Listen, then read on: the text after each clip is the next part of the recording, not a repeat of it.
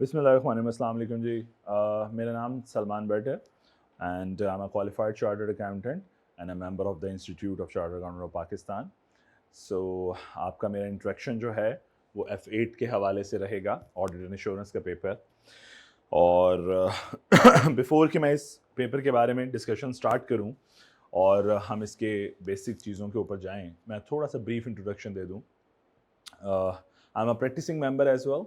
I'm right now the Director Audit and Assurance in Ilyas Saeed and Company, A category firm in Pakistan.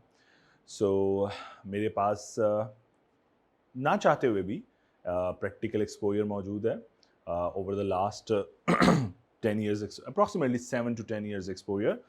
Counting difficult है थोड़ी.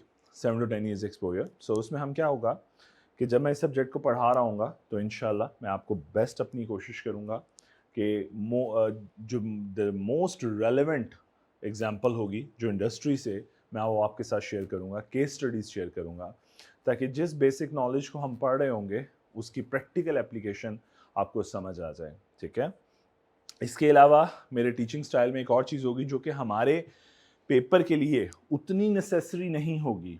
यानी कि अगर मैं exam hall के हवाले से बात करूं या एग्जामिनर के हवाले से बात करूं, नहीं, लेकिन for better understanding of this subject, क्योंकि इस स्टेज के ऊपर जब स्टूडेंट F8 का पेपर पढ़ रहा होता है उसने कोई प्रैक्टिकल एक्सपोजर नहीं लिया, उसे नहीं पता ऑडिट कैसे करते हैं, ऑडिट किस बला का नाम है. सो टेक्निकली मैं कोशिश करूंगा हमें आहिस्ता आहिस्ता आप उसको स्टेज पे ले जाऊं जहां पे आप ऑडिट रिपोर्ट पढ़ें और आप कहीं, मैं बताता हूं हालांकि मैंने ऑडिट नहीं किया हुआ, ये रिपोर्ट क्यों लिखी गई है, ये रिपोर्ट कैसे इशू हुई है, इसके बैकग्राउंड क्या है. बात समझ आ रही है.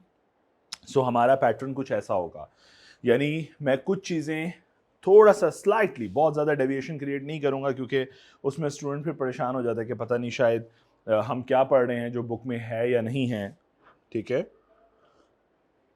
सो hardly I try my best कि मैं 10 to 20% का क्वेश्चन रखूँगा जो कि हम आउट ऑफ द वे जाकर कुछ चीज़ें सीखेंगे जो कि हमारी लर्निंग के अंदर एक एडिशनल इम्पैक्ट क्रिएट करेंगी. ठीक हो गया. सो ये था मेरा ब्रीफ इंट्रोडक्शन. आते हैं वापस अबाउट दिस पेपर F8. आज लेक्चर नंबर 1 है. आज के हमारे जो लर्निंग ऑब्जेक्टिव होंगे, हम इस पेपर के बारे में थोड़ी सी अंडरस्टैंडिंग बिल्ड करेंगे. देन पेपर पैटर्न के ऊपर थोड़ी डिस्कशन करेंगे, छोटी सी डिस्कशन कि अच्छा पेपर आना कैसे है. इनफैक्ट आपको इस स्टेज के ऊपर ये इतना स्टूडेंट को ज़रूर आइडिया होता है कि ये जो एग्ज़ाम है ये CB एग्ज़ाम है, कंप्यूटर बेस्ड एग्जामिनेशन है. सो डेफिनेटली इसके चैलेंजेस जो हैं वो डिफरेंट हैं उस फिजिकल एग्ज़ाम से थोड़े से. और फिर पेपर पैटर्न भी बड़ा यूनिक सा है, 2 सेक्शंस के अंदर मुश्तमिल है, तो वो ज़रा भी बात करते हैं. और तीसरा बेसिक अंडरस्टैंडिंग लेंगे कि ऑडिट सर्विस होती क्या है. क्या हर एक को ऑडिट कराना होता है या फिर ये हमारी विश है कि हर एक हमसे ऑडिट करा ले और हमें पैसे दे दे. नहीं, बिल्कुल ऐसा नहीं है. इनफैक्ट ये जो फॉर्म्स होती हैं जो ऑडिट कंडक्ट करती हैं, they are actually in a service industry, right, fall in the service industry. और जब अगर वो सर्विस इंडस्ट्री में फॉल करती हैं तो फिर उनके पास सर्विसेज के जो स्कोप है वो डिफरेंट है. उसमें audit is one of the scope, is one of the element. ठीक है. या वन ऑफ द यूं कह लो कैटेगरी. बाकी कैटेगरीज भी हैं जिसके अंदर रेवेन्यू अर्न होता है. ठीक है जी.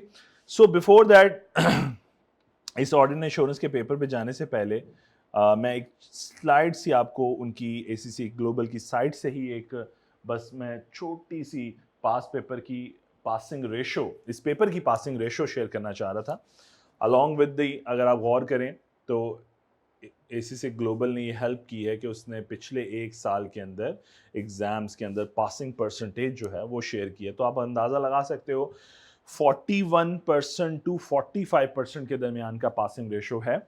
ठीक है. इसका मतलब अगर 100 स्टूडेंट अपीयर होता है तो 45 यूजुअली पास हो जाता है. इसका मतलब भाई ये अच्छी रेशो है, ये कोई बुरी रेशो नहीं है. इसका मतलब तकरीबन ना, बीइंग अ टीचर बोल रहा हूँ, 40% स्टूडेंट तो वैसा होता है जो पढ़ नहीं रहा होता, यूजुअली आखिर में आके एक स्प्रिंट मारने की कोशिश करता है, लेकिन वो अल्टीमेटली कंसिस्टेंसी जो रिजल्ट अचीव कर सकती है वो स्प्रिंट से या उस वन पुश से अचीव नहीं हो सकते. ठीक है. सो समटाइम्स मेरा मानना है कि 40% स्टूडेंट वो होता है जो पढ़ नहीं रहा होता, अपनी नालायकी की वजह से फेल हो जाता है. बाकी 5-6% ही है जो बेचारा पढ़ के भी समटाइम बैड लक आ जाती होगी, या 10-15% है। सो कंसिडरिंग पेपर आसान है, मैनेजेबल है। हाँ, टेक्निकल ज़रूर है। टेक्निकल इसलिए भी है कि इस स्टेज के ऊपर आपने कोई ऑडिट नहीं किया हुआ। अगर मैं किसी, फॉर एग्जांपल मैं एक छोटी सी बात कहता हूँ, एक ऑडिट अच्छा प्रैक्टिकल एक्सपोजर किया हो, लाइक अ ट्रेनी, जिस तरह हम लोग ट्रेनिंग भेजते हैं ऑडिट करने के लिए, लाइक अ ट्रेनी एक अच्छा क्लाइंट आपने किया हो, तो सारे ऑडिट प्रोसेस से आप गुजर जाते हो। और उससे होता क्या है कि आपको ये सारी बातें बिल्कुल बेसिक बातें लगना शुरू हो जाएंगी कि अच्छा यार ये बात, ये तो हमने ऐसे की थी। तो प्रैक्टिकल एक्सपोजर समटाइम्स बड़ा एक पिक्टोरल व्यू मिल जाता है ना आपको, आपके जहन में एक इमेजेस बन जाते हैं। तो वो एक्चुअली मैं क्रिएट करने की कोशिश करूंगा इंशाल्लाह। ऑल्दो आपका प्रैक्टिकल एक्सपोजर नहीं होगा, तब भी ये क्रिएट करने की भरपूर कोशिश होगी मेरी। ठीक हो गया? सो अब आते हैं जरा पेपर पैटर्न के ऊपर, छोटी सी बात करते हैं। बेटा पेपर पैटर्न की बात करें तो पेपर पैटर्न में दो चीजें हैं, ये हम डिस्कस कर चुके। पेपर पैटर्न में दो सेक्शंस हैं। एक को वो बोलते हैं जी सेक्शन ए और सेक्शन बी। दो हिस्सों में स्प्लिट करता है वो सेक्शन को। फर्स्ट पोर्शन के अंदर 3 क्वेश्चंस होंगे। क्वेश्चन, चलिए मैं इस तरह दे देता हूं, क्वेश्चन 1, 2 एंड 3। हर क्वेश्चन के मार्क्स में यहां पे लिख रहा हूं, हर क्वेश्चन के 10 मार्क्स होंगे, 10 मार्क्स ईच। ठीक है जी?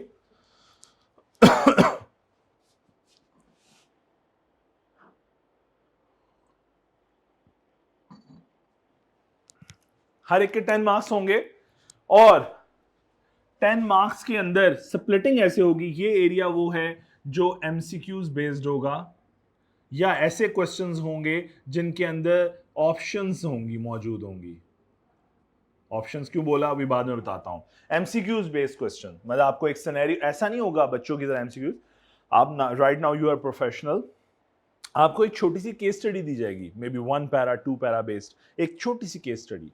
केस स्टडी को समझेंगे आप, अंडरस्टैंड करेंगे, उस केस स्टडी से रेलेवेंट 5 इंडिपेंडेंट क्वेश्चंस आपको दिए जाएंगे। मैंने क्या बोला?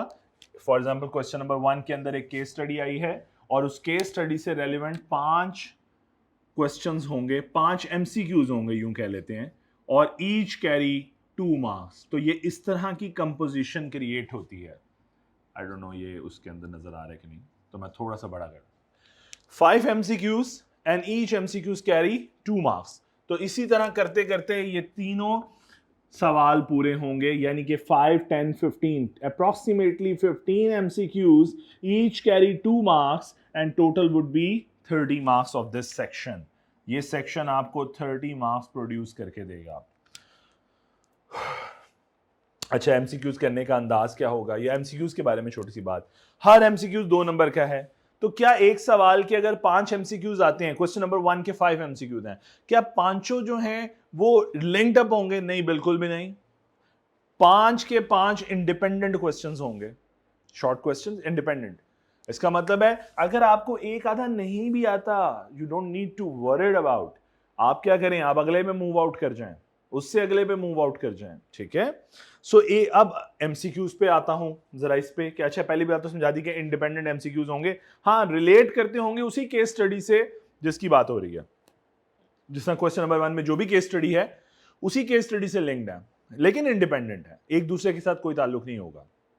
अच्छा, अब एक और बात, 2 मार्क्स का क्वेश्चन है, नहीं आता कोई बात नहीं, अगला कर लो, नहीं आता उससे अगला देख लो। अच्छा, अब एक और चीज, एमसीक्यू सॉल्व करने की एक टेक्निक होती है बहुत कॉमन, मैं बस रिपीट कर रहा हूं, मेरा ख्याल है उसमें कोई रॉकेट साइंस नहीं है जो मैं बताने लगा हूं। मैंने कहा ये पांचों एमसीक्यूज डील करते हैं क्वेश्चन नंबर 1 की केस स्टडी से। ठीक है? और हर क्वेश्चन जो होगा, ईच एमसीक्यूज जो होगा वो इंडिपेंडेंट होगा। ठीक है? तो ये कुछ बातें मैंने यहां पे साइड पे आपके लिए हेल्प के लिए लिख दी हैं। अब आगे चलते हैं। चलो ये मैंने अब मिटा देता हूं यहां से। एमसीक्यूज के अलावा और भी ऑप्शंस हैं, अभी नहीं बता रहा अभी। एमसीक्यूज के अलावा true and false type options भी, fill in the blanks type option भी वो सजेस्ट करता है, लेकिन अभी तक उस तरह पेपर पूछता है कभी नहीं पूछता। सो मैंने एमसीक्यूज लिख दिया रफली। अच्छा जी, हर कैरी, अच्छा अब एमसीक्यू सॉल्व करने की स्ट्रेटेजी छोटी सी यहां पे लिख रहा हूं जी, एमसीक्यू सॉल्व करने की स्ट्रेटेजी। बेटा एक तरीके से होता है, आपको एग्जैक्ट इंफॉर्मेशन मिल जाती है, आप कहते हो अच्छा हाँ ये तो राइट एमसीक्यूज बी है जी, कंफर्म है मुझे, ये मैंने पढ़ लिया, ये मुझे कंफर्म है बी एमसीक्यू ऑप्शन जो है राइट ऑप्शन है। समटाइम्स क्या होता है आप राइट ऑप्शन तक नहीं पहुंचा रहे होते, या को दो ऐसी ऑप्शंस हैं जो कि मोस्ट लाइकली मैच कर रही हैं, तो उस केस में क्या अप्रोच है, उसमें केस में हम इसे अक्सर बोलते हैं इररेलेवेंट टेक्निक को पहले माइनस करो। ये बेस्ट टेक्निक होती है एमसीक्यू सॉल्व करने की। फॉर एग्जांपल बच्चा क्या करता है, एक स्टूडेंट ना बैठ के चारों ऑप्शन बार बार इवेल्युएट कर रहा होता है। द बेस्ट टेक्निक इज कि आपको जो श्योर है, फॉर एग्जांपल एक क्वेश्चन आया से क्वेश्चन नंबर 1 के अंदर एक एमसीक्यू जिसके 4 ऑप्शन है, ए बी सी और डी, ये 4 ऑप्शन है अज्यूम करें, और इन चारों में से आपको समझ नहीं आ रहा राइट ऑप्शन क्या है, तो फिर ढूंढो सबसे पहले कि गलत ऑप्शन कौन सा है जो कि इररेलेवेंट है। 100% आई एम श्योर कि ये हो ही नहीं सकता। सपोज मैं कहता हूं option 1 and option C, I am damn sure कि ये तो नहीं हो सकते, तो बाकी बचे बी और डी। अब बी और डी के ऊपर दिमाग लगाओ, एंड आई बिलीव कि जब स्टूडेंट अपने आप को फिल्टर करके कम इंफॉर्मेशन, समराइज्ड इंफॉर्मेशन अपने पास हमने ले आता है ना कि यार अब ये concise information, I have to choose between B और डी, यहां पे अब चांसेस लाइकली बढ़ जाते हैं करेक्ट ऑप्शन सेलेक्ट करने के। तो ये दो ही टेक्निक है, पहली वो जिसमें आपको बहुत स्टैटिक सा या बुकिश सा एमसीक्यूज आ गया जो कि आपको बहुत 100% एग्जैक्ट श्योर हो कि उसका आंसर बी होगा, अदरवाइज इररेलेवेंट ऑप्शन को डिलीट करो, आपके सामने जो रेलेवेंट बचेंगी उसमें से मोस्ट लाइकली सिलेक्ट करना आपके लिए बहुत आसान हो जाएगा। सो ये था जी बेटे MCQ section A. Computer based exam है, मैं ऊपर ही लिख देता हूं सीबी एग्जाम है, computer based examination. So obviously you have to just select the, वो जो रेडियो बॉक्स बने होते हैं उसको चेक इन करना है, जो भी आपकी रेलेवेंट ऑप्शन मौजूद होगी। इंशाल्लाह वक्त के साथ साथ जब हम आगे चलते जाएंगे तो मैं आपसे सैंपल पेपर भी शेयर करूंगा।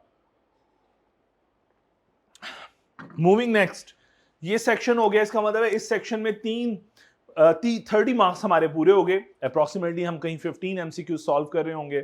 अच्छा अब जरा आते हैं, बिफोर दैट एक छोटी सी बात मैं डिस्कस कर दूं, बिफोर के मैं सेक्शन बी को यहां पे डिस्कशन स्टार्ट करूं, सेक्शन बी की एक छोटी सी बात यहां पे डिस्कस कर लेते हैं कि हमारे पास पेपर है, सपोज यहां मैं मेंशन कर रहा हूं जी 100 मार्क्स का पेपर है और टोटल टाइम अलाउड है हमें 3 आवर्स। इस 3 आवर्स से पहले हमें मिलेंगे 10 मिनट्स बेटे, जिसे बोलते हैं स्टडी या रीडिंग के लिए। क्वेश्चन पेपर को रीड करने के लिए हमें 10 मिनट मिलेंगे। इंशाल्लाह वक्त के साथ साथ जब हम आगे चलेंगे मैं आपको ये भी सजेस्ट करूंगा इंशाल्लाह कि हमने इस 10 मिनट को कैसे इवैल्यूएट कैसे यूटिलाइज करना है, ठीक है। अभी नहीं डिस्कस करा, अभी सिर्फ ये कहूंगा इसकी स्ट्रेटजी मैं इंशाल्लाह लेटर ऑन क्लासेस में जब थोड़ा सा डिस्कशन स्टार्ट हो जाएगी एग्जाम की, इस पर्टिकुलर पेपर की, तब शेयर करूंगा इंशाल्लाह। अच्छा अब आते हैं 3 आवर्स।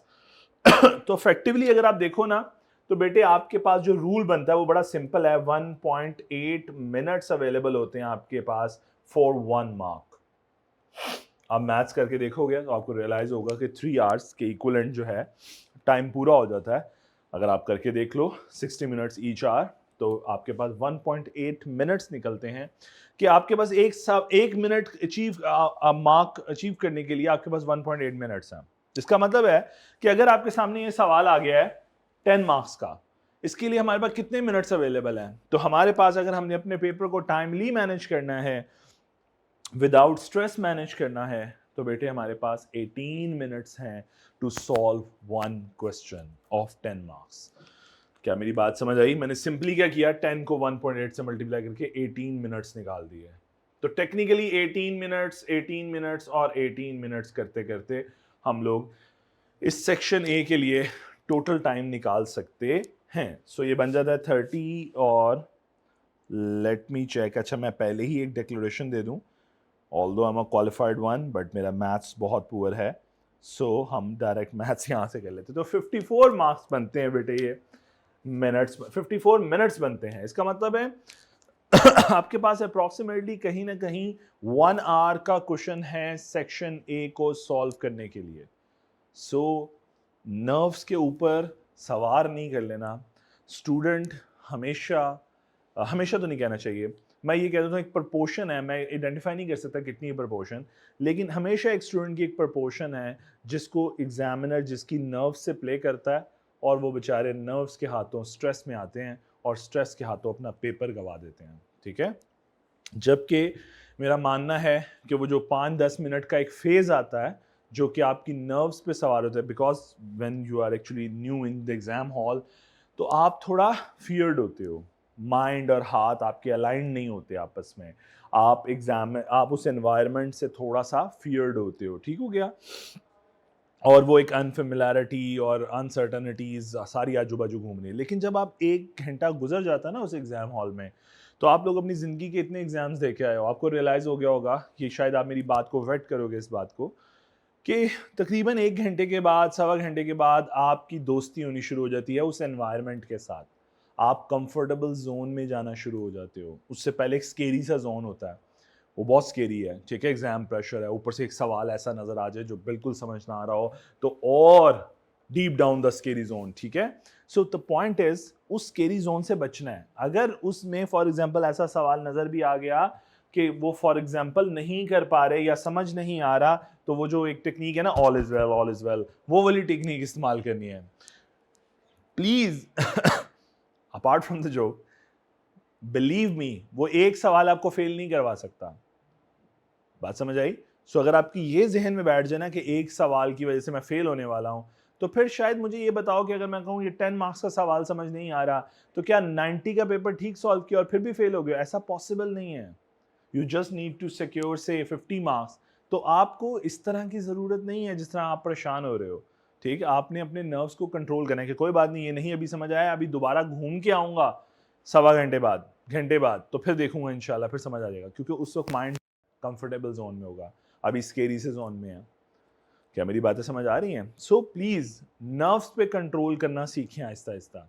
कोई क्वेश्चन नहीं समझ आया, इन्वायरमेंट से थोड़ी अनसर्टेनिटी है, हाथ और दिमाग अलाइन नहीं हो रहे, लिखना चाह रहे हो लिख नहीं पा रहे हो कीबोर्ड के ऊपर, फिर कीबोर्ड से दोस्ती आपकी बहुत सख्त ज़रूरत है, ठीक है, कि आपको अच्छी आपकी स्पीड होनी चाहिए, आपका माइंड आपके हाथ अलाइन होने चाहिए। अगर तो अनफॉर्चुनेटली अगर आप प्रॉपर स्पीड नहीं होगी, अच्छी स्पीड नहीं होगी, तो जो हमारा सेक्शन बी है हम उसमें लैग करेंगे कहीं ना कहीं। सो हमें एक्चुअली वो स्पीड भी चाहिए, डिज़र्व करते हैं, हमने अचीव करनी है, सॉरी, जो कि हमें सक्सेस होने में हेल्प करे। अच्छा जी, आगे चलता हूँ। सो ये मैंने समझा दिया, यहाँ पे ये भी समझा दिया कि आप 54, इसका मतलब आप एमसीक्यूज करके जो ही अच्छे तरीके से सक्सेसफुली बाहर आओगे सेक्शन बी की तरफ, जो कि ज्यादा टेक्निकल एरिया है या कॉन्सेप्चुअल एरिया है, आसान लफ्जों में कॉन्सेप्चुअल एरिया है। इवन कि आपके जो बुक्स हैं, रिकमेंडेड बुक्स जो हैं, उनमें भी ये वर्ड्स लिखे हुए हैं कि वो एरिया जो है सेक्शन बी वो कॉन्सेप्चुअल एरिया। तो कॉन्सेप्चुअल एरिया मतलब वहां पे अब केस स्टडी जो और वहां पे यूजुअली आपको केस स्टडी मिलनी है, और वो जो केस स्टडी मिलनी है वो इनफैक्ट आपके लिए चैलेंजिंग होगी, उसको आपने राइट डाउन करना है उसके आंसर को। तो टेक्निकली यस, वहां पे आपको स्पीड की जरूरत है। तो अगर अभी तक स्पीड डेवलप नहीं है तो कोशिश कीजिए स्पीड को डेवलप कर लीजिए। तो मैं ये मिनट्स रिमूव कर रहा हूँ ज़रा, और प्लीज़ ज़रा ये भी रिमूव कर रहा हूँ। बेसिक लर्निंग जो रह जाएगी वो इंशाल्लाह अभी डिस्कस कर लेंगे। मुझे थोड़ा सा एरिया चाहिए सेक्शन बी को डिस्कस करने के लिए, तो ये मैं बस रिमूव कर देता हूँ, बस इतना लिखा रहने, दैट्स एनफ।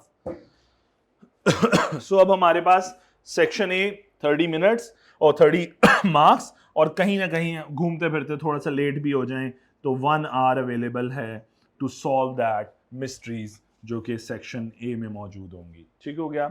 फिर सेक्शन 2 पे आते हैं बेटे। सेक्शन 2, सेक्शन बी जो है ये बेटा कॉन्सेप्चुअल टेस्टिंग है। यहां पे कॉन्सेप्ट्स, ऑडिट के सही कॉन्सेप्ट्स टेस्ट होने हैं। अब यहां पे एग्जामिनर की अप्रोच ये है कि वो 2 सवाल देता है। Suppose for example question number 4 और 5 और एक क्वेश्चन नंबर 6 कर लेते हैं। 4 और 5 ईच कंटेन्स 20 मार्क्स, दोनों के 20-20 नंबर होंगे और ये कॉन्सेप्चुअल बेस्ड होंगे। उसमें प्लानिंग, रिस्क, ये सारे एरियाज जो कि अभी मैंने बात भी नहीं की जिनके बारे में, उनके ऊपर डिस्कशन होंगी, उनके ऊपर केस स्टडीज होंगी। सो 20 मार्क्स ईच क्वेश्चन होगा, क्वेश्चन नंबर 4, क्वेश्चन नंबर 5 और एक क्वेश्चन नंबर 6 होगा जो कि कंप्राइज होगा 30 मार्क्स के ऊपर. So this is actually the composition of section B, जो कि आपके पास टोटल मार्क्स बन जाएंगे यहां से 40 और 30 70 मार्क्स. तो बेटे 70 मार्क्स इस सेक्शन से और 30 मार्क्स आएंगे सेक्शन ए से, तो ये टोटल आपका 100 मार्क्स का एग्जाम बनता है. ऑब्वियसली यहां पे 1 आवर है, तो रिमेनिंग इस एरिया को सॉल्व करने के लिए, इस मिस्ट्रीज को सॉल्व करने के लिए आपके पास अप्रोक्सीमेटली 2 आवर्स है.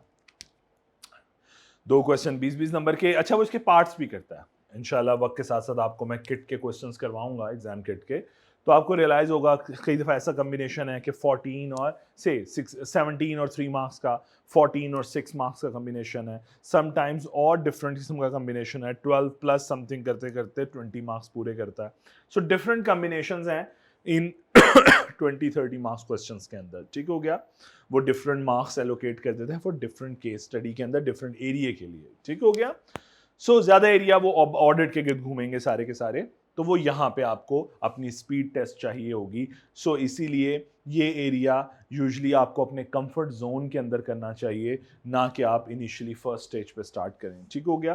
ताकि आप ऐसा ना हो कि आप इसमें किसी ऐसे क्वेश्चन में उलझें जो कि अल्टीमेटली आपके पूरे पेपर पे एक बार क्रिएट कर दे. बीइंग अ स्टूडेंट आपने सबसे पहले स्केरी जोन से कंफर्ट जोन में आना होता है. तो स्केरी जोन से कंफर्ट जोन में आने के लिए the helpful section would be section A, not section B.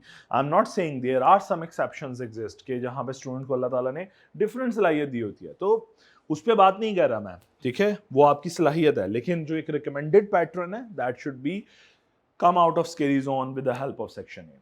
ठीक हो गया. सो 2 आवर्स यहां पे कंप्लीट हुए, सेक्शन ये कंप्लीट हुआ, तो टोटल बन जाते हैं आपके दोनों सेक्शन मिला के 100 मार्क्स. तो ये है जी आपका पेपर का पैटर्न, जो कि हमारा सेकंड लर्निंग ऑब्जेक्टिव था आज का. ठीक हो गया जी. अगर अब ये भी समझ आ गया है, now we are moving towards our third learning objective, जो कि इस क्लास का टारगेट है आज का, और वो है basic understanding of the audit. तो आते हैं जरा.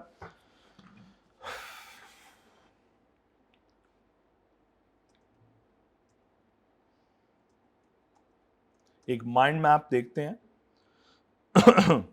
और उससे कुछ समझने की कोशिश करते हैं. लो जी, ये मैंने एक पिक्चर सी बनाई है एक, कि क्लाइंट जब आपके, अच्छा ये सामने कुछ फॉर्म्स हैं, रिनाउंड फॉर्म्स, जो कि ग्लोबल फॉर्म्स हैं, KPMG, PwC, EY and Deloitte. ये कुछ रिनाउंड फॉर्म्स के मैंने नाम लिख दिए हैं, और भी लिस्ट डाउन करेंगे तो बहुत सी फॉर्म्स होंगी, बट मैंने अभी फिलहाल इन फॉर्म्स के नाम लिख दिए हैं. अच्छा, इन फॉर्म्स की कोर सर्विसेज क्या हैं? अगर मैं रफली बात करूं तो 3 तरह की कोर सर्विसेज ये लोग प्रोवाइड करते हैं. अदर सर्विसेज भी प्रोवाइड करते हैं अब तो IT वगैरह में, लेकिन 3 तरह की कोर सर्विसेज हैं इनकी, जिनकी वजह से ये फॉर्म्स जो हैं ये जानी जाती हैं. Number 1 audit services, audit and assurance services. Number 2 taxation services. Number 3 corporate services. ये 3 सर्विसेज हैं, कोर सर्विसेज, जिनकी वजह से ये फॉर्म्स जो हैं वो जानी जाती हैं. इसके अलावा there are lot more services जो कि एक फॉर्म जो है वो प्रोवाइड कर रही होती है, बट हमारे केस में हमारे लिए रेलेवेंट है क्योंकि हमने ऑडिट से आगे तो जाना ही नहीं है. सो ये 3 कोर सर्विसेज हैं. तो अगर जब हमारे पास एक क्लाइंट आता है, अज्यूम करें वो क्लाइंट हमसे ये सर्विसेज लेने नहीं आया, वो हमसे सिर्फ और सिर्फ एश्योरेंस की बात करने आता है, ऑडिट की बात करने आता है. सो क्या हम कहेंगे सर वो भी अंदर आया तो साथ ही सर आप ये ले लें, हम बताएंगे उसे क्या लेना है. देखो मैं एक सिंपल सी बात कहता हूँ, ये सर्विस इंडस्ट्री है ना, तो जरा गुड्स इंडस्ट्री में जाओ, एक रिटेल आउटलेट पे जाते हो, तो क्या रिटेलर शॉपकीपर आपको बताते हैं सर आप ये लेना चाहिए आपको? नहीं, आप उसे बताते हो कि what sort of need I have, right. So likewise यहाँ पे भी बेवकूफ़ी होती है कि क्लाइंट आके बैठे हो सर के हम आपको ऑडिट करके देंगे. भाई हो सकता है उसको ऑडिट की सर्विसेज की रिक्वायरमेंट ही ना हो, तो फिर आप बेवकूफ से लगोगे उसको जवाब देते हुए. सो इसीलिए हमारा क्वेश्चन यूजुअली ऐसे होता है, how can we help you in your business, what services do you need. Sir आपकी क्या मदद कर सकते हैं, आपको किस किस्म की सर्विस चाहिए. सो ये हमारा फर्स्ट क्वेश्चन होता है, being a representative of the firm. हम कभी ऐसा नहीं करते कि सर आपको ऑडिट ही कराना चाहिए, ना ना ना ना, हो सकता है उसको ऑडिट की रिक्वायरमेंट ना। समटाइम्स क्लाइंट बड़ी डिफरेंट किस्म की रिक्वायरमेंट्स लेके आता है, फिर आपने डिटरमिन करना होता है। अच्छा, मैं एक वर्ड यूज करने लगा हूं जो कि इसी कॉन्टेक्स्ट में, बेसिक अंडरस्टैंडिंग में हमने आगे चल के यूज करना ही है। उसको बोलते हैं, आसान सा वर्ड है इसलिए मैं इधर ही बोल सकता हूं इसके ऊपर, एक्सपेक्टेशन गैप। ये बहुत बड़ा प्रॉब्लम है हमारी इस सर्विस इंडस्ट्री के अंदर। एक्सपेक्टेशन गैप ये बहुत बड़ा प्रॉब्लम है, लिटरली बहुत बड़ा प्रॉब्लम है। ये क्या है? मतलब कि यार समटाइम्स क्लाइंट को नहीं पता होता कि उसे लगता है कि ऑडिट ही सब कुछ है, इस डिपार्टमेंट के अंदर ऑडिट के अलावा कुछ नहीं है, जबकि ऐसा नहीं है। या मैं जब भी फॉर्म के पास जाऊंगा फॉर्म से ऑडिट ही कराऊंगा। हमारा एक्सपेक्टेशन गैप है। समटाइम्स क्या होता है, एक बैंक के पास गया क्लाइंट, यही क्लाइंट जो है बैंक के पास जाता है और बैंक कहता है लोन दे दो। बैंक कहता है लाओ अपनी जरा फाइनेंशियल तो दिखाओ, परफॉर्मेंस तो दिखाओ कि तुम कर क्या रहे हो, कितनी अच्छी परफॉर्मेंस चल रही है तुम्हारे बिजनेस की। वो कहता है बिजनेस की परफॉर्मेंस, अच्छा ये है जी बिजनेस की परफॉर्मेंस। अब बिजनेस की परफॉर्मेंस शो करने का सबसे आसान तरीका क्या है? Financial statement. आप इस स्टेज तक फाइनेंशियल स्टेटमेंट के बारे में पढ़ चुके होंगे, वरना मैं छोटी सी बात, कंसिडरिंग कि आपको सब पता है, फिर भी एक छोटी सी बात करता हूं कि what is actually financial statement. So आसान लफ्जों में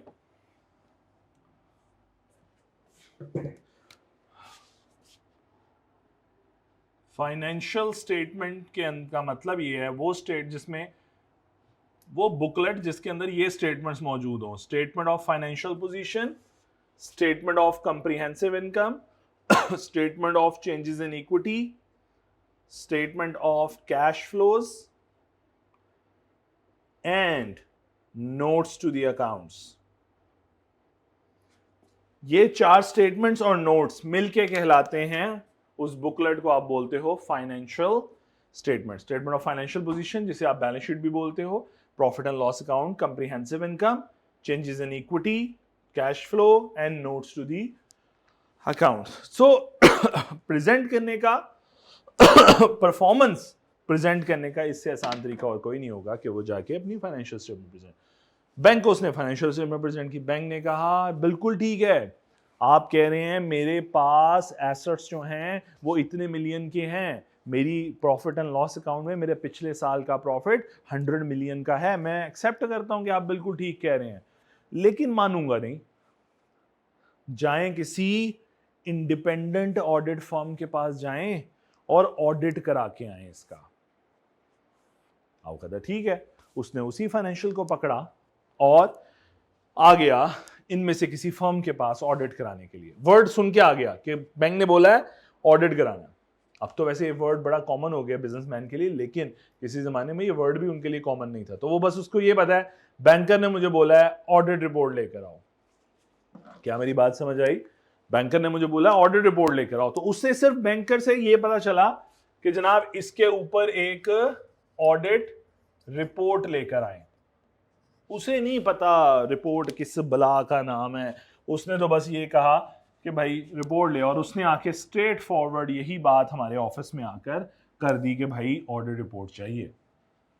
बीइंग अच्छा वो तो एक्सपर्ट नहीं है, आप तो एक्सपर्ट हो, आपको तो पता है, सो आप इस एक्सपेक्टेशन गैप को रिमूव करो। एक्सपेक्टेशन क्या है? क्लाइंट एक्सपेक्ट कर रहा है। ये एक्सपेक्टेशन गैप 2 तरह से होता है, एक तो सर्विस की डिटर्मिनेशन में, एक सर्विस के बाद सर्विस के अंदर स्कोप ऑफ सर्विस की डिटर्मिनेशन में। 2 तरह से मैंने कहा एक्सपेक्टेशन गैप 2 जगह पे होता है। पहला कि सर्विस कौन सी रिक्वायर्ड है, सॉर्ट ऑफ सर्विस कौन सी रिक्वायर्ड है इनको, वो क्या सोच रहा है और देनी कौन सी चाहिए। Number 2 scope of service. ये 2 चीजें हैं जो यहां एक्सपेक्टेशन गैप की वजह बनती हैं।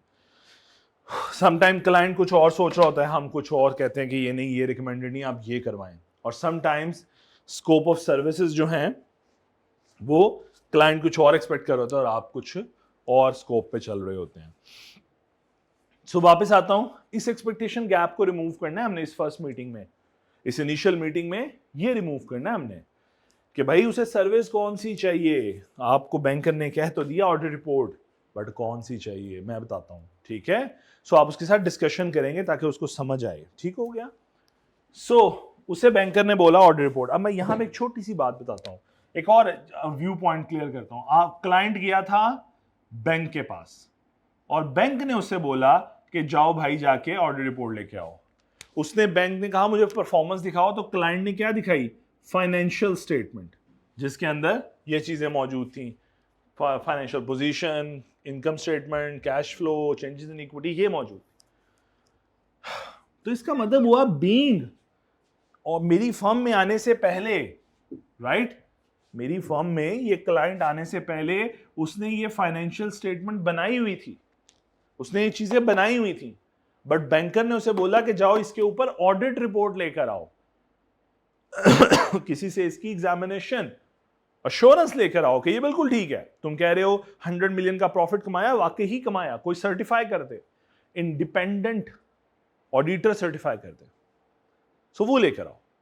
सो इसका मतलब मैं यहां पे एक छोटी सी बात समझाने लगा था जो आगे चल के इस पूरे ऑडिट में इस्तेमाल करता रहूंगा, और वो ये कि ये फाइनेंशियल स्टेटमेंट बनाना क्लाइंट की जिम्मेदारी होती है, या मैनेजमेंट बोलते हैं हम इसके, क्लाइंट की मैनेजमेंट की जिम्मेदारी होती है। ऑडिटर फाइनेंशियल स्टेटमेंट नहीं बनाता। कॉमन परसेप्शन ये यूज की जाती है कि ऑडिटर बनाता है, ऑडिटर नहीं बनाता भाई, मैनेजमेंट बनाती है। वो बना के लेके गई थी बैंक के पास, वो तो बैंक ने आगे से बोल दिया जाओ इस पे ऑडिट रिपोर्ट लेके आओ। सो देखो जरा, क्लाइंट की मैनेजमेंट, मैनेजमेंट से मुराद उनके वर्कर्स जो हैं, अभी आसान लफ्जों में यही समझा देता हूं, बाद में कभी आगे चल के इसको एक्सप्लेन करूंगा। क्लाइंट की मैनेजमेंट जो है, या उसके लिए मैनेजमेंट का वर्ड यूज करते हैं, वो संभालता है, वो बनाता है फाइनेंशियल। ये गया था बैंक के पास, ठीक है, बैंक ने इसको बोला ऑडिट रिपोर्ट लेके आओ। तो अब ये कहां आएगा? ये क्लाइंट दोबारा वापस आएगा और अब फर्म के पास आएगा। से मेरी फर्म का नाम है, अज्यूम करता हूं पीडब्ल्यूसी, पीडब्ल्यूसी में आएगा दोबारा, और पीडब्ल्यूसी वालों को आके कहेगा मुझे इसके ऊपर, इस फाइनेंशियल स्टेटमेंट के ऊपर एक रिपोर्ट दे दो। तो जरा आप सर्कल समझ रहे हो कि देखो, मैंने फाइनेंशियल नहीं बनाई है, मैंने बीइंग ऑडिटर, पीडब्ल्यूसी की जगह साथ एक ऑडिटर का वर्ड भी लिख देता हूं ताकि आपको समझ आए। बीइंग ऑडिटर, मैंने इस फाइनेंशियल स्टेटमेंट के ऊपर अपनी ओपिनियन एक्सप्रेस करनी है, मैंने इस बताना है फाइनेंशियल में ठीक है या नहीं है, ये मेरा काम है। मैंने क्या बताना है कि financial statement true and fair है या नहीं, यानी कि मैंने इस वे में अपना ओपिनियन एक्सप्रेस करना है, ये मेरा काम है बीइंग ऑडिटर।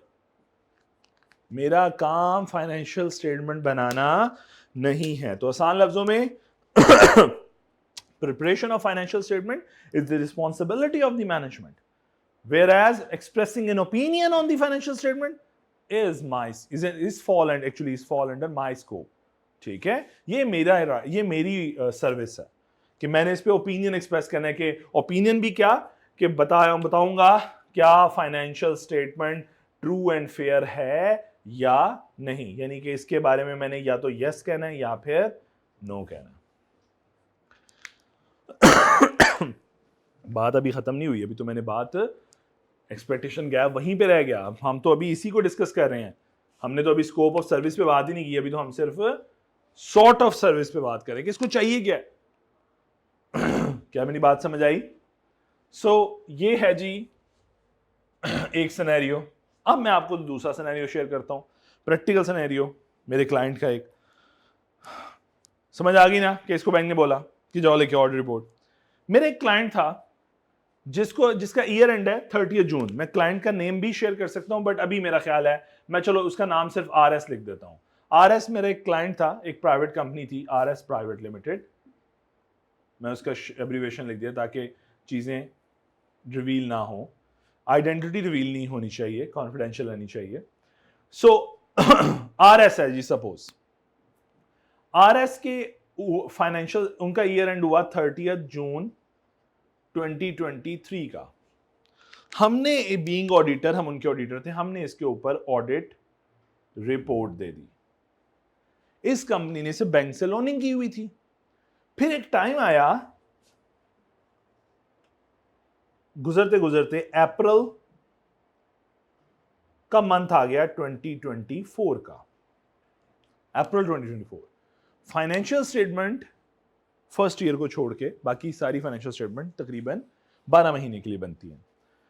अभी कितने महीने गुजरे थे, साल गुजरे, अप्रैल गुजरा है, हमने जून में क्लियर होना है, जून में हमारा साल मुकम्मल होना है, तो इसका मतलब तकरीबन 10 महीने गुजरे। तो क्लाइंट को बैंक ने कहा जनाब अपनी आपने लोनिंग ली हुई है, हम फर्दर लिमिट आपको दे देंगे। क्लाइंट गया बैंक के पास लोन की लिमिट बढ़ाने के लिए। उसने लोन ऑलरेडी लिया हुआ था 30 जून 2023 के ऊपर, वो गया लिमिट बढ़ाने के लिए, मतलब कि जहां पे 400 मिलियन का लोन है उसने बैंक को बोला कि 700 मिलियन कर दे। बैंक ने कहा जाओ जाके ऑडिट रिपोर्ट लेकर आओ। अब बैंक ने वही बोल दिया, वो फाइनेंशियल स्टेटमेंट लेके गया अप्रैल तक की बैंक ने बोला ये अप्रैल तक की फाइनेंशियल लेके गया, अप्रैल 2024 पे, यानी जिसका पीरियड था, यूं लिख देता हूं, यहां लिख देता हूं ऊपर बेटे, पीरियड था उसने 1 जुलाई 2023 से अप्रैल 30 2024 तक की, यानी ये पीरियड बनता है 10 महीने का। 10 मंथ्स की फाइनेंशियल बनाई और फाइनेंशियल स्टेटमेंट बनाकर वो बैंक के पास ले गया। बैंक ने बोला जाओ ऑडिट रिपोर्ट लेकर आओ। क्लाइंट उठा और आ गया हमारी कंपनी में, हमारी फर्म में से इसको में आ गया ऑडिटर के पास और बोला कि जनाब मुझे ओपिनियन दे दें, ऑडिट रिपोर्ट दे दें जिसमें आपका ओपिनियन हो कि वेदर ये ट्रू है ना या फेयर है। अब ये क्लाइंट की रिक्वेस्ट थी जब वो हमारी फर्म में एंटर हुआ। मैं सिर्फ एक बात को समझा के कंक्लूड कर रहा हूं ताकि ये बात आपको समझ आ जाए कि क्लाइंट समटाइम्स आता है तो उसको ऑडिट का समझ के आता है, लेकिन वो ऑडिट जरूरी नहीं होता। सो वो आया, उसने बोला ऑडिट रिपोर्ट दे दें।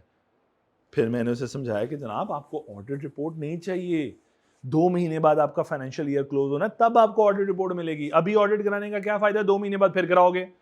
सो अब भी फीस दोगे, 2 महीने बाद फिर फीस दोगे, और फिर audit is a lengthy process. वो खत्म होने में मई जून आ जाना है, और मई जून भी आ गया तो जून में वैसे ही तुम्हारे फाइनेंशियल फिर क्लोज होने आ जाने हैं। तो तुम्हें तो फिर 2 ऑडिट रिपोर्ट, उतनी देर तुम्हारा बैंक भी इंतजार नहीं करेगा। तुम्हें ऑडिट रिपोर्ट नहीं चाहिए, तुम यहां पे मुझसे लो जाके एक रिव्यू रिपोर्ट ले लो, और वो रिव्यू रिपोर्ट जाके बैंक को प्रेजेंट करना, बैंक मान जाएगा। उन्होंने कहा नहीं सर, उन्होंने तो ऑडिट रिपोर्ट का बोला। मैंने कहा यार उन्होंने एश्योरेंस रिपोर्ट मांगी है, बैंक को खुद नहीं पता कि वो क्या मांग रहा है, उसे एश्योरेंस रिपोर्ट चाहिए, उसे रिव्यू रिपोर्ट चलेगी। आप एक काम करो, आप अपने बैंक से डिस्कशन करो। हमारी एक इनिशियल मीटिंग हुई जिसमें क्लाइंट का एक्सपेक्टेशन थी कि उसे सॉर्ट ऑफ सर्विस चाहिए, कौन सी, ऑडिट की, जबकि मैंने उसे क्या समझाया कि नहीं सर आपको रिव्यू करवाना चाहिए, ऑडिट नहीं करवाना चाहिए। सो ये देखो सॉर्ट ऑफ सर्विस में एक डिफरेंस आ गया ना। आप जरा गौर करो, सॉर्ट ऑफ सर्विस में एक डिफरेंस आ गया। कैसा डिफरेंस आ गया कि उसने ऑडिट मांगा और मैंने उसको कहा रिव्यू करवाओ। अब क्या है रिव्यू, क्या है ऑडिट, क्या है, दोनों में डिफरेंस क्या है दोनों एश्योरेंस किस किस्म की है ये नहीं अभी बता रहा क्योंकि अभी पढ़े कुछ नहीं, मैं तो सिर्फ गैप शेयर कर रहा हूं। सो आपने कहा रिव्यू कराओ। अब वो गया बैंक के पास और बैंक से जाके पूछा कि ऑडिटर कह रहे हैं हम आपको रिव्यू रिपोर्ट दे देते हैं 10 महीनों के, इस 10 महीनों की फाइनेंशियल स्टेटमेंट के ऊपर हम आपको रिव्यू रिपोर्ट दे देते हैं। उसने कहा ठीक है, बैंक ने एक्सेप्ट कर लिया। बैंक को समझ आ गई कि हमें एश्योरेंस चाहिए ना कि ऑडिट चाहिए। अब जरा गौर करो, क्लाइंट आया ऑडिट लेने था, मैंने उसको क्या बोला, स्कोप ऑफ सर्विस इतनी बड़ी करने की जरूरत नहीं है, इतने पैसे खर्च करने की जरूरत नहीं है, तुम स्कोप ऑफ सर्विस को लिमिट करो। तुम्हें क्योंकि इन दोनों के स्कोप जो हैं वो डिफरेंट है। इसका स्कोप थोड़ा सा ज्यादा है, वाइडर है, इसका स्कोप थोड़ा नैरो है। क्यों है वो भी पढ़ा ही नहीं है, इसलिए समझा रहा हूं सिर्फ। सो मैंने क्या किया, मैंने कहा यार आपको इस सर्विस चाहिए ही नहीं, आपको चाहिए रिव्यू सर्विस। और आखिर में बैंक भी मान गया कि आपको रिव्यू रिपोर्ट चाहिए, मेरे लिए एक्सेप्टेबल है। और फिर हमने being auditor of this client हमने उसको रिव्यू रिपोर्ट इशू की जो कि बैंक को एक्सेप्टेबल थी। क्या मेरी बात समझ आई? समझाना ही चाहिए, ये है वो एक्सपेक्टेशन गैप। जब वो क्लाइंट पहली मीटिंग के लिए आएगा तो मैं एक्सपेक्टेशन गैप को रिमूव करने की कोशिश करूंगा कि यार ये किस किस्म की सर्विस मांग रहा है। नहीं सर, आपके लिए ये सर्विस नहीं, आपके लिए दूसरी सर्विस सूट करती है, आप ऑडिट ना कराएं, आप रिव्यू कराएं। सो ये वो एक्सपेक्टेशन गैप है जो हमें इनिशियल मीटिंग में रिजॉल्व करना होता है। अलॉन्ग विद दैट, इसके साथ साथ हमने एक और चीज रिजॉल्व करनी होती है और वो है स्कोप। दो चीजों पे एक्सपेक्टेशन गैप क्रिएट होता है कि क्लाइंट कुछ और सोच रहा है, हम कुछ और सोच रहे हैं, यानी क्लाइंट कुछ और ऑडिटर कुछ और, तो दोनों ने आपने दोनों को ब्रिज करना होता है कि एक विन विन सिचुएशन क्रिएट करनी होती है दोनों के लिए, क्लाइंट के लिए भी ऑडिटर के लिए भी। क्या मेरी बात समझ आई? सो ये है वो एक्सपेक्टेशन गैप जो हमें फिल करना होता है यहाँ पे जब पहली मीटिंग स्टार्ट होती है। आई होप कि आपको ये बात समझ आई होगी। इंशाल्लाह यहीं से आगाज करेंगे। अल्लाह ताला आप सबको आसानी अता फरमाए। Thank you.